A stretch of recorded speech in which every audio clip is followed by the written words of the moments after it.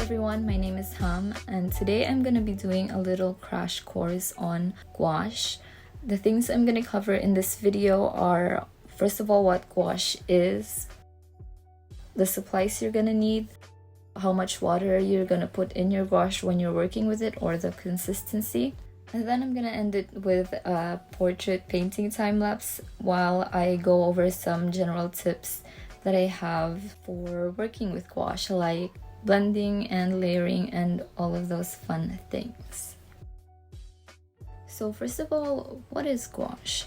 Gouache is very commonly described as opaque watercolors, and that's because it's very easily re-wetted and it has this matte finish to it, but most of the time people painting with it go for a more similar style to acrylics and oil paints, where they go for more opaque layers on top of each other. And that's because gouache, even though it's very similar to watercolors, it's a lot heavier than watercolors. Its particles are larger, and so it's harder to achieve very flat and even washes with gouache when compared to watercolors.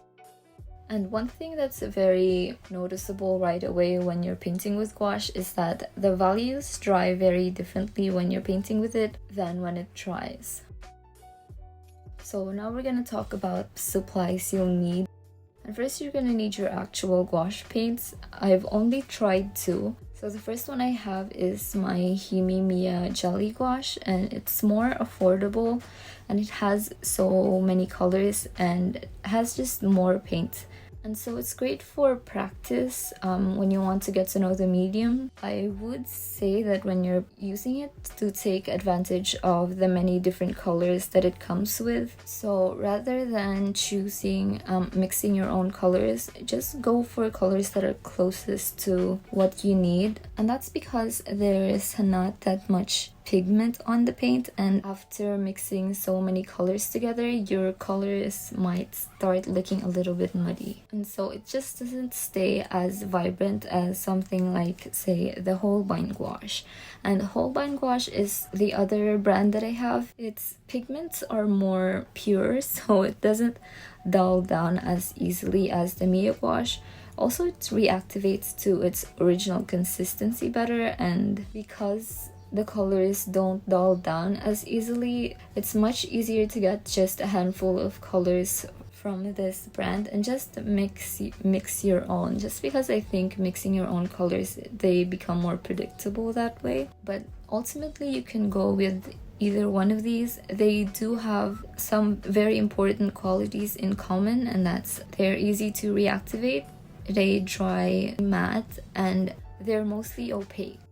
So think about what you use your paint for. If you're someone who's just trying to get into gouache and trying to get to know the medium better, I would say to go with the Miya gouache, just because there's much more paint to play with, and also there's much more colors to choose from, and I have found that that's just inspiring by itself.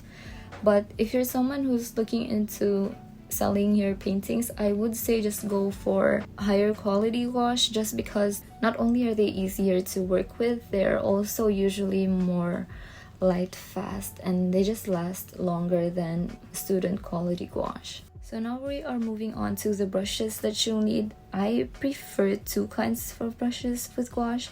The softer brushes for my loose watery washes, and brushes that aren't very floppy for what I mostly use gouache for.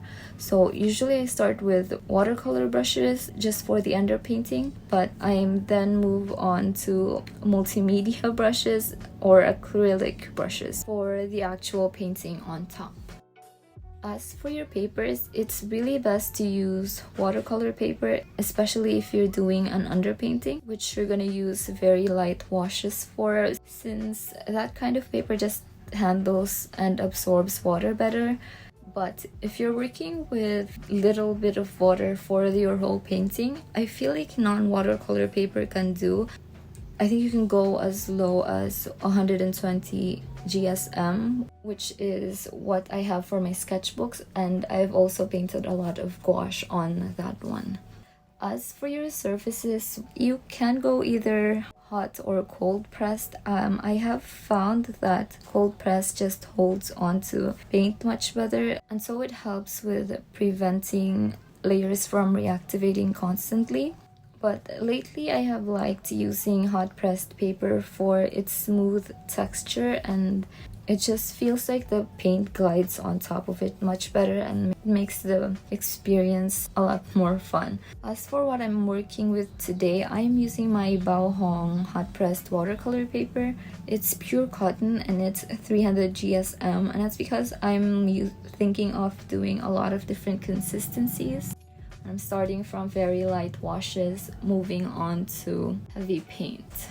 So now I'm going to talk about the consistencies that you want to work with gouache, and I'm so happy to have found Mary Sanche's YouTube channel, and she works mostly with gouache. She has this very helpful gouache tutorial, and I will be linking that in the description on this one too. In that video, she talks about explaining the consistencies better by giving them names.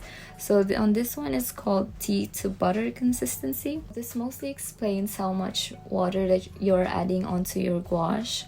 So the first one is tea, and it's really just mostly water, and the colors will look like a lighter version of what's in the tube. I think this is great for the first few layers, so like for your underpainting, and usually I do this with watercolors, but it's also doable with gouache.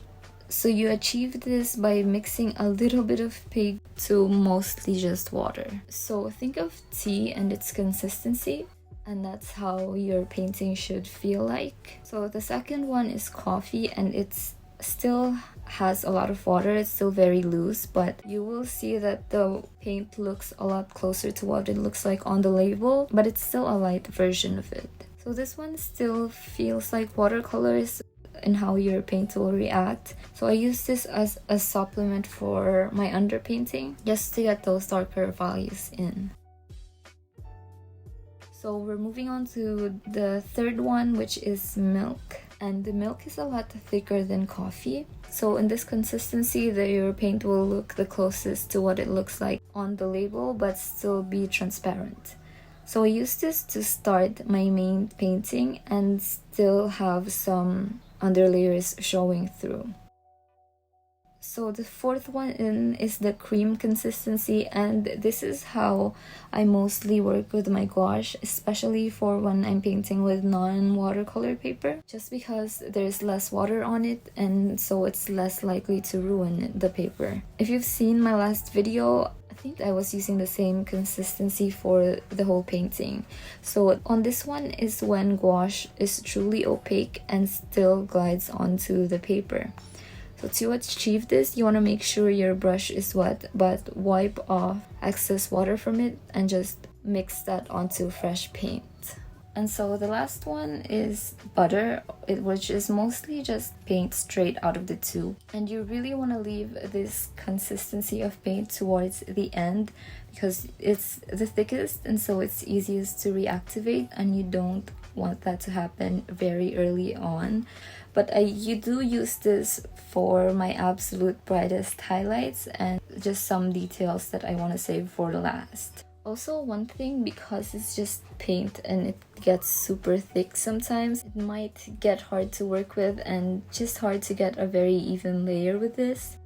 One thing that might help with this is to just apply your paint very thickly and just move your paint around more. So it's very important to use this in this order, from most water to no water at all, because the thicker your paint is, the easier it is to reactivate, and you don't want your layers underneath to re-wet when you're putting more looser consistency on top. Also, another thing I learned from Mary's video is that gouache can crack when you work very thickly, because it doesn't have the flexibility of oils and acrylics. So it's definitely better to keep the butter consistency for later on and very sparingly. So now we're going to be painting this portrait that I did. I started off with the tea consistency. to go over the whole thing. I just like to work on a toned down paper than just the white. I feel like it's a lot less daunting that way, and it's easier for me to start the painting. And then I'm adding the darker values with my coffee consistency. I really want to work with these two for my underpaintings because the more water you use, the more the paint will infuse itself into the paper, making it harder to reactivate later on. I have found that the higher the quality of your gouache is, the more it will react as closely to watercolors when you add as much water. Because with the Miya gouache, when I'm trying to put in loose washes like this one, it was very hard for me to get it to work the same way as watercolors. I feel like the particles aren't as finely ground as the Holbeins, because I'm using the Holbeins right now, and it really does feel like watercolors in that way. So now I'm adding blue, yellow, and white to my palette. Before that, all I was using is my burnt sienna. By the way, burnt sienna is such a beautiful color. There's actually a lot of red in there, and that's why I'm only adding blue and yellow to my mixture. I did end up adding more red later on, but this burnt sienna is so beautiful. And this time my paint is in the milk consistency. And try to think of what milk feels like. It's a lot creamier than coffee, but it's still very loose. I like to think that this milk consistency is the underlayer for the actual painting, so it's not really the underpainting anymore. It's part of the painting above, but I still suspect that most of this will be covered later on. So really what I'm doing is I'm carving out the details, and while I'm also cementing the values that I want for the actual painting.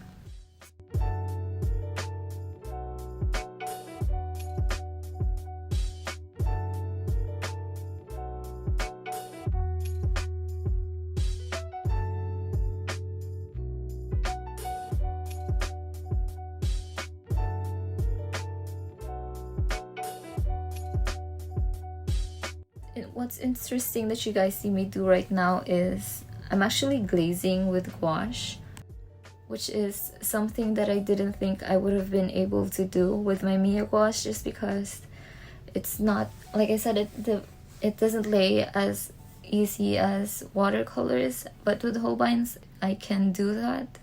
Also, it's possible this time because this part, like on her cheek especially, it doesn't have any thicker layers underneath that, and so I can go over those areas with more loose paint. So now this is the fun part. I will be showing you guys how I blend with gouache, and I'm working with the cream consistency now. So the first thing I do is I mix the darkest colors and lay that on my paper, and then I mix a lighter version of that color, sometimes usually just adding white or another lighter color to the mix, and I'm laying that right next to the darker paint before. So to actually blend them, what I do is I clean up my brush, and I'm making sure that I'm taking out all of the excess water from it, and it's just wet enough to be clean but not dripping at all, and that I really wiped it down before. I just gently move it over to the paint, and I'm really just moving the brush back and forth across those harsh lines that I've created before. And what this does is that it blurs out any hard edges, but it doesn't really just melt all of those together, because if I did add too much water, that's also a risk. So just really make sure that your brush is dry when you're doing this. And this is also why I prefer using mixed media brushes or acrylic brushes for gouache, just because this blending part especially works better with stiffer brushes than with softer ones like with watercolor brushes. So before I first started out with gouache, I thought that the quality of it being too easy to reactivate was so frustrating, and I hated when it happens sometimes. Well, now I'm using it to my advantage, because what I'm doing is really reactivating those harsh edges and melting them onto each other, so there's softer transitions this time.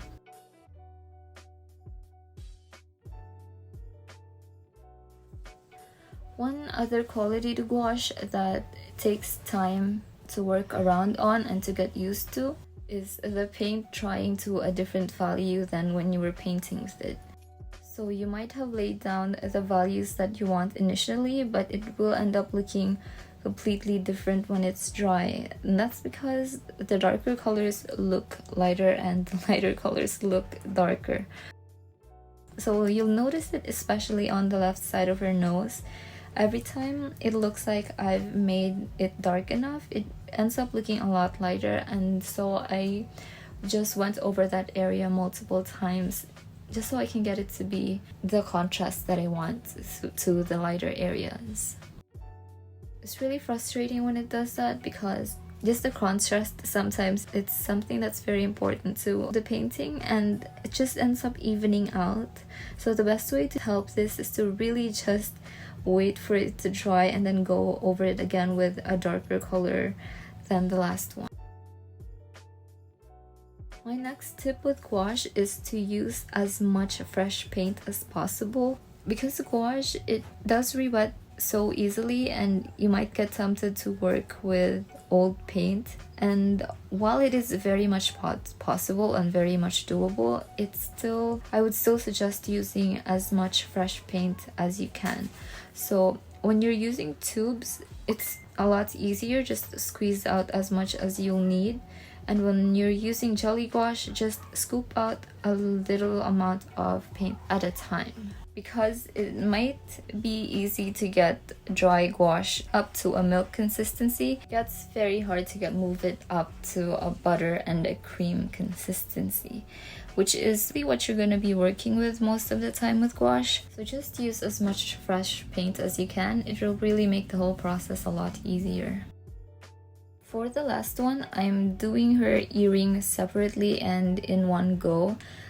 This is with me only working with the cream and the butter consistency. I just want to show you guys what it's like. So it also makes it possible to do paintings on non-watercolor paper, because you're not working with that much water and it's not too much for the paper to take. So that's what makes gouache also great for painting on your regular sketchbooks. And that's just something you can keep in mind for when you already have your gouache, is that you can also paint over your sketches with them.